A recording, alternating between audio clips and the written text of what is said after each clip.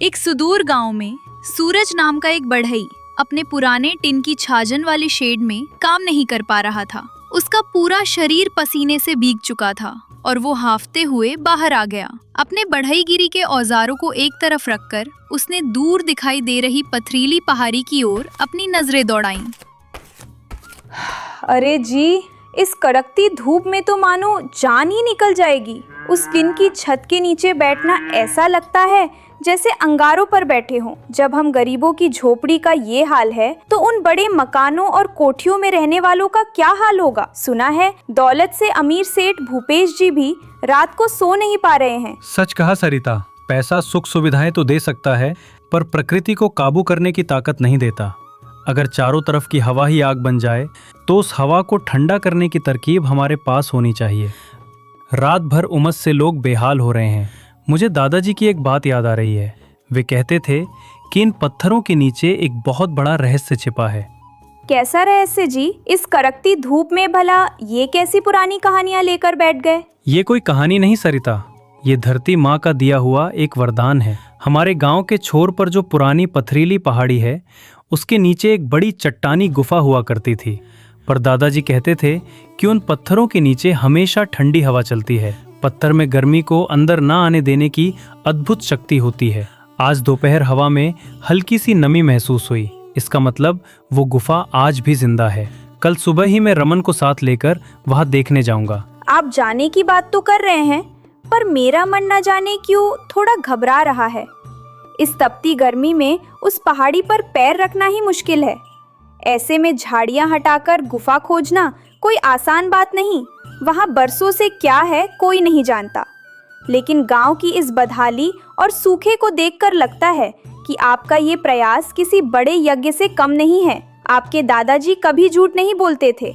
वे इस जमीन की नस नस पहचानते थे। अगर वो ठंडी गुफा सच में मिल गई तो गांव वालों को इस नर्क जैसी तपन से मुक्ति मिल जाएगी। सेठ भूपेश जी की हवेलियां भले ही इस गर्मी के आगे झुक गईं, पर मुझे पूरा भरोसा है कि आपकी सूझबूझ इस तपन को भी मात दे देगी। रमन को भी साथ ले जाइए।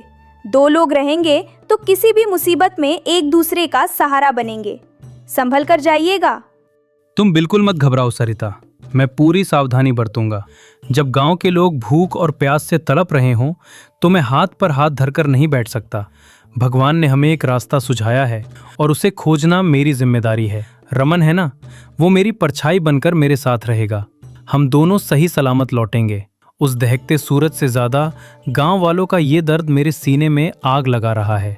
हौसला रखो, कल शाम तक मैं कोई ठंडी और अच्छी खबर लेकर तुम्हारे सामने आऊंगा। अगले दिन तड़के ही सूरज अपने घर के बगल वाले पुराने छप्पर के नीचे रमन का इंतजार करने लगा। हवा में अब भी गर्मी के लपटे साफ महसूस हो रही थी। कुछ ही देर में रमन धीरे धीरे वहां पहुंचा। उसके चेहरे पर एक अनजाना डर और हिचकिचाहट साफ दिख रही थी। दोनों उस छप्पर की छांव में बैठकर धीरे धीरे बातें करने लगे। सूरज भैया, क्या सच में उस पहाड़ी पर जाना जरूरी है? एक बार फिर सोच लो, उस पहाड़ी के नीचे की सारी जमीन सूदखोर सेठ भूपेश जी की है। उन्हें भनक भी लग गई तो वे हमें गांव में टिकने नहीं देंगे। ऊपर से इस बेवक्त हमें वहां खुदाई करते देख गांव वाले क्या सोचेंगे? न जाने कैसी कैसी अफवाहें उड़ाएंगे। रमन, अगर डरते रहे तो ये धूप हमें राख बनाकर ही छोड़ेगी। सेठ भूपेश जी तो अपनी हवेली में पंखों से ठंडी हवा खा लेंगे, पर हम जैसे गरीबों का क्या होगा? और अगर वो उनकी जमीन है भी तो भगवान की दी हुई हवा को रोकने वाले वे कौन होते हैं? कोई कुछ भी सोचे, जो होगा देखा जाएगा। अपनी जान बचानी है तो उस गुफा को आज खोजना ही होगा। सूरज की बातों से रमन में थोड़ा हौसला आया। दोनों ने पक्का इरादा किया और कुदाल फावड़े उठाकर पहाड़ी की तरफ चल दिए। वहां चारों तरफ कंटीली झाड़ियों और भारी चट्टानों के सिवा कुछ नजर नहीं आ रहा था। लेकिन सूरज ने हवा के चलने की दिशा को भांपकर एक चट्टानी दरार को पहचान लिया। उन्होंने कंटीली झाड़ियों को साफ किया। सूरज भैया, इन पत्थरों के बीच भला क्या मिलेगा? इस कड़कती धूप में यहाँ आकर खुदाई करने से तो लाख गुना अच्छा था कि हम किसी पेड़ की छांव में बैठ जाते। रमन, थोड़ा धीरज रखो। प्रकृति अपने रहस्य इतनी आसानी से नहीं खोलती। जरा देखो, उस चट्टानी दरार से आने वाली हवा को महसूस करो। ये गर्म नहीं है, बल्कि मटके के पानी जैसी ठंडी है। इसका मतलब अंदर एक अनोखी दुनिया छिपी है। खोदो रमन, इस मिट्टी को हटाओ। कुछ ही देर में वहां एक छोटी सुरंग जैसा रास्ता दिखाई दिया। जैसे ही उन्होंने अंदर कदम रखा, एक चमत्कार हो गया।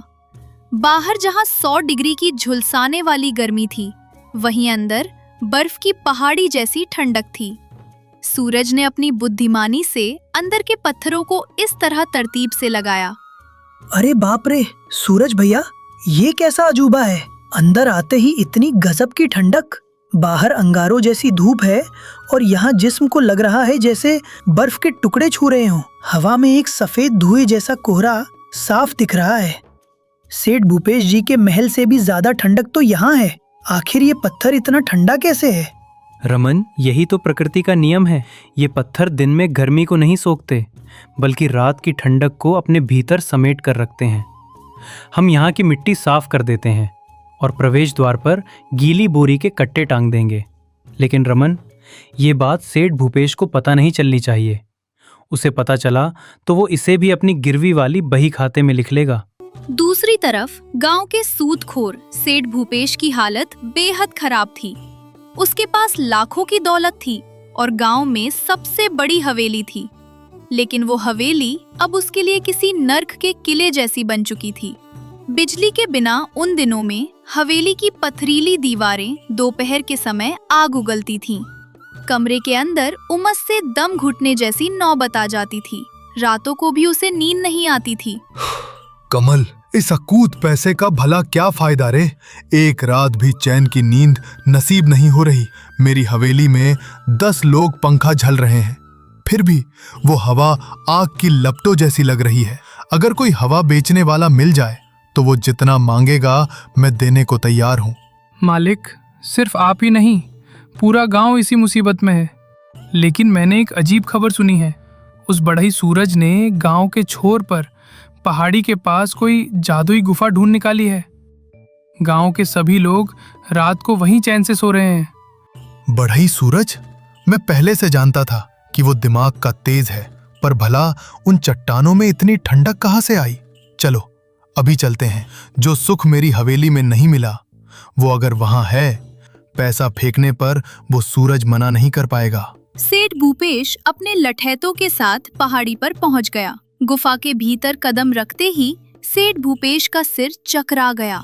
बाहर की झुलसाती धूप और अंदर की उस लाजवाब ठंडक का भला कोई मुकाबला ही नहीं था। क्या गजब की ठंडक है सूरज। जो सुकून मैं अपने लाखों रुपयों से नहीं खरीद सका, वो इन पत्थरों के बीच मिल गया। सूरज, क्या ये गुफा तुम्हारी है? इसका कितना किराया चाहिए? आज की रात मैं यहीं सोऊंगा। इन बाकी लोगों को तुरंत बाहर निकालो।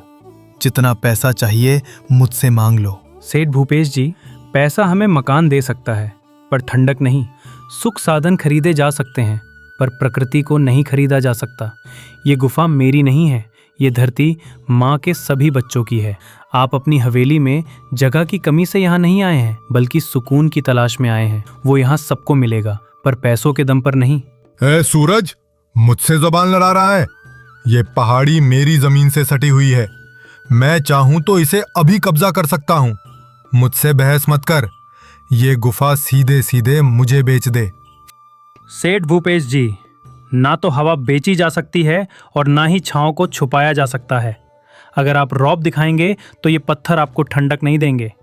आपकी हवेली की दीवारें अगर आग उगल रही हैं तो समझो वे भी आप पर नाराज हैं। यह खबर गांव के बड़े जमींदार ठाकुर विक्रम सिंह जी तक भी पहुंची। वे भी भीषण गर्मी से परेशान थे और अपने महल में सो नहीं पा रहे थे। सूरज द्वारा खोजी गई इस ठंडी गुफा के बारे में सुनकर वे खुद इसे देखने के लिए आधी रात को वहां पहुंचे।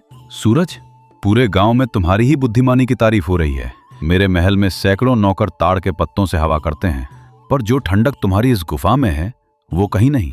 तुमने जो किया है वो सिर्फ एक गुफा नहीं, बल्कि तुम्हारी बुद्धिमत्ता का अनोखा चमत्कार है। सेठ भूपेश, तुम भी यहाँ हो? हुजूर, सूरज इसे बेचने से साफ मना कर रहा है। मेरा मानना है कि ये मेरी सीमा में है, इसलिए इस पर मेरा हक होना चाहिए। रुको भूपेश, दौलत वाले के पास महल हो सकता है, पर बुद्धिमान के पास रास्ता होता है। सूरज ने भले ही तुम्हारे धन को ठुकराया हो, पर अपनी सोच से पूरे गांव को बचाया है। सूरज, मैं तुम्हारे इस काम से बेहद खुश हूं। ये सिर्फ प्रकृति को समझने की एक कोशिश नहीं, बल्कि एक बहुत बड़ा सबक है। यहाँ का नियम क्या है सूरज? हुजूर जमींदार साहब, यहाँ कोई जादू टोना नहीं है। मैंने बस ये समझा कि पत्थरों में गर्मी को रोकने का गुण होता है। मैंने हवा के आने जाने के लिए कुदरती रास्ते बनाए हैं। इसके लिए पैसे की नहीं, बस थोड़ी सी सोच की जरूरत है। यहाँ हर किसी का स्वागत है, बशर्ते उसका मन स्वार्थी ना हो। जमींदार साहब ने गुफा की ठंडक का आनंद लेते हुए सेठ भूपेश के लालच को भांप लिया था। उन्होंने निष्पक्ष होकर अपना फैसला सुनाया। भूपेश, देखो, धूप सबके लिए एक जैसी है, पर जो समाधान ढूंढता है वही सच्चा मार्गदर्शक है। सूरज ने वो सुख इन पत्थरों के बीच ला दिया जो तुम्हारी हवेली में भी नहीं था। ये गुफा किसी की बपौती नहीं है, ये गांव का शांति निवास है। सूरज की बुद्धिमानी का मान रखते हुए मैं उसे अपने बगीचे वाली पुरानी पथरीली हवेली इनाम में देता हूँ, लेकिन ये गुफा सिर्फ और सिर्फ गांव के गरीबों के लिए रहेगी। सच कहा हुजूर। अब तक मैं समझता था कि पैसा ही सब कुछ है। मैं भी इस गुफा को और बेहतर बनाने के लिए अपनी तरफ से पूरी आर्थिक मदद करूंगा। जमींदार साहब ने सूरज की सूझबूझ की जमकर तारीफ की और उसे सम्मानित किया। सेठ भूपेश ने अपने पैसों से गुफा में और सुविधाएं और पीने के साफ पानी का इंतजाम करवाया। उस साल उस गांव में एक भी शख्स लू या गर्मी का शिकार नहीं हुआ। सूरज की बनाई वो ठंडी गुफा गांव वालों के लिए जीवनदायिनी बन गई। देखा आपने, आपकी सोच ने सब कुछ छाया दी। अमीर भी आपके पास ठंडक मांगने आ रहे हैं। ये आपकी महानता है। धन सिर्फ साधन है सरिता, पर सोच एक शक्ति है। प्रकृति को प्यार करोगे तो वो सब देगी। मुसीबत में दूसरों के काम आना ही असली इंसानियत है, समझे सरिता? अगर सोच सही हो तो असंभव को भी संभव किया जा सकता है। कठिन समय में धन से ज्यादा चतुराई काम आती है। सोच ही इंसान की असली दौलत है। बुद्धि के आगे पैसा हमेशा छोटा है।